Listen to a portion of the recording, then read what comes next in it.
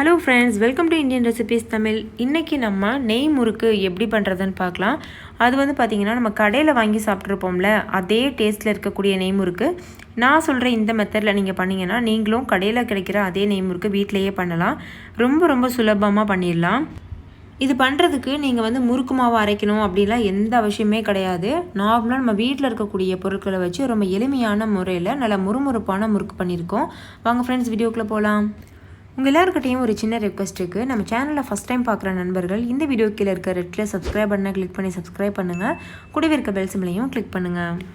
First ஒரு வெள்ளை colour துணி எடுத்துக்கோங்க. நீங்கள் வந்து கர்ச்சீஃப் கூட யூஸ் பண்ணலாம், ஆனால் அது புது கர்ச்சீஃபாக இருக்க மாதிரி பார்த்துக்கோங்க. அதாவது நம்ம வந்து யூஸ் பண்ணாததாக இருக்க மாதிரி பார்த்துக்கோங்க. அதில் ஒரு கப் அளவுக்கு மைதா மாவு சேர்த்துக்கோங்க. நீங்கள் இந்த மைதா மாவுக்கு பதிலாக கோதுமை மாவு கூட ஒரு கப் அளவு நீங்கள் சேர்த்துக்கிறலாம். நான் வந்து வீடியோ பர்பஸ்க்காக முறுக்கு நல்லா ஒயிட்டாக இருக்கணும் அப்படின்றதுக்காக தான் மைதா சேர்த்துருக்கேன். நீங்கள் கோதுமை மாவு சேர்த்தா கூட அதே சுவையில் வரும். இப்போது இந்த துணியை நாலா பக்கமும் மூடிட்டு நல்லா முடிச்சு போட்டுருங்க. பாருங்கள், இந்த மாதிரி முடிச்சு போட்டு நல்லா வந்து கட்டிக்கோங்க. நல்லா டைட்டாக கட்டிக்கோங்க, மாவு வெளியில் வந்துடக்கூடாது. இப்போது ஒரு இட்லி சட்டியில் தண்ணி சூடுபடுத்திக்கோங்க. நம்ம இட்லி அவிக்கிற மாதிரி தான் இட்லி தட்டையும் வச்சுருங்க. அதுக்கப்புறமா நம்ம முடிச்சு போட்டு வச்சுருக்கோம்ல மாவு, அதை அந்த துணியை வந்து இப்படி வச்சுருங்க. வச்சுட்டு மூடி லோ ஃப்ளேமில் ஒரு 10 நிமிஷத்துக்கு வேக வைங்க. மூடிட்டு வேக வைங்க. இப்போ 10 நிமிஷம் ஆயிடுச்சு. மூடியை ஓப்பன் பண்ணிவிட்டு இது வந்து நல்லா ஆற விடுங்க. ஆறுனதுக்கப்புறமா இந்த முடிச்சை வந்து நம்ம அவிழ்க்கலாம். இப்போ அரை மணி நேரம் ஆயிடுச்சு, நல்லா ஆறிடுச்சு. நம்ம முடிச்சையும் அவிழ்த்தாச்சு. பாருங்கள் எப்படி இருக்குன்னு. நல்லா கட்டியாக இருக்க மாதிரி இருக்கும். நீங்கள் கைட்டை உடைச்சாலே நல்லா பவுடர் மாதிரி கிடைக்கும். பாருங்கள், நான் உடைச்சி காமிக்கிறேன். நல்லா கைட்டை வந்து உடைச்சி விடுங்க. நல்ல பவுடர் ஃபார்மில் கிடைக்கும். லைட்டாக நுணுக்கி விட்டுட்டு ஒரு மிக்சிங் பவுல் மேலே ஒரு சன்னி வச்சுட்டு அதில் இந்த மாவை சேர்த்துக்கோங்க. சேர்த்துட்டு நல்லா சலிச்சுக்கோங்க. கைட்டு நல்லா தேய்ச்சி சலிச்சு விடுங்க. அப்போ தான் வந்து அந்த கட்டிகள்லாம் வந்து கரையும். இப்போ பாருங்கள், நல்லா சலிச்சாச்சு. இப்போ மாவு சூப்பராக தயாராகிடுச்சு. எப்படி வந்து உதிரியாக அப்படியே அரிசி மாவு மாதிரியே இருக்குது பாருங்கள். நம்ம முறுக்கு மாவு அரைச்சா எப்படி இருக்குமோ அந்த மாதிரி இருக்கும். இப்போ இந்த மாவு கூட ஒரு ஸ்பூன் அளவுக்கு கருப்பு எள், அப்படி இல்லைன்னா கருஞ்சீரகம், ரெண்டில் ஏதாவது ஒன்று சேர்த்துக்கோங்க. தேவையான அளவு உப்பு, அரை ஸ்பூன் அளவு சீரகம், இது எல்லாத்தையும் சேர்த்துக்கோங்க. நான் வந்து இன்றைக்கி கருப்பு எள் இல்லாததுனால கருஞ்சீரகம் வந்து சேர்த்துருக்கேன். அதுக்கப்புறமா ஒரு 1/4 கப் அளவுக்கு, 1/4 கப்புக்கும் கொஞ்சம் குறைவாக எடுத்துக்கோங்க, நெய் வந்து உருக்கி வச்சுருக்கேன், அதை சேர்த்துக்கோங்க.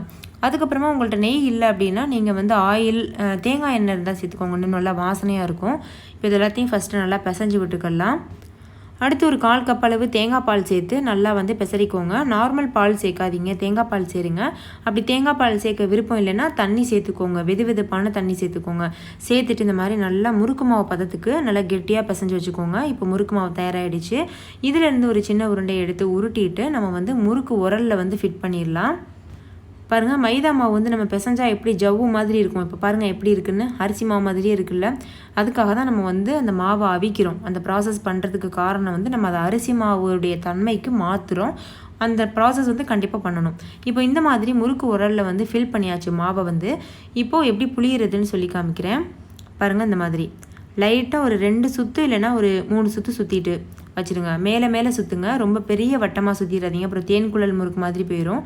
அதனால் நம்ம வந்து நெய் முறுக்கு எப்போதுமே சின்னதாக ரொம்ப குமுலாக இருக்கும். ஸோ அந்த மாதிரி வந்து சுற்றிக்கோங்க. இப்போது நல்ல சூடாக இருக்கிற எண்ணெயில் இதை போட்டு நம்ம பொரிச்சு எடுத்துடலாம்.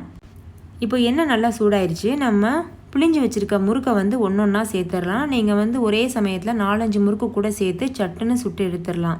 நம்ம 1 கப் மாவு போட்டோம்ல, அதுக்கே வந்து நம்மளுக்கு 30 முறுக்கு கிட்ட கிடைக்கும். மீடியம் சைஸ் முறுக்கு வந்து 30 முறுக்கு கிடைக்கும். 2 பக்கம் திருப்பி விட்டு வேக வைங்க. அந்த சத்தம்லாம் அடங்குனதுக்கப்புறமா வெளியில் எடுத்துருங்க. அவ்வளோதான் ஃப்ரெண்ட்ஸ், நம்மளுடைய முறுக்கு தயாராகிடுச்சு. இதே போல் நெய் முறுக்கு நீங்களும் செய்து பாருங்கள்.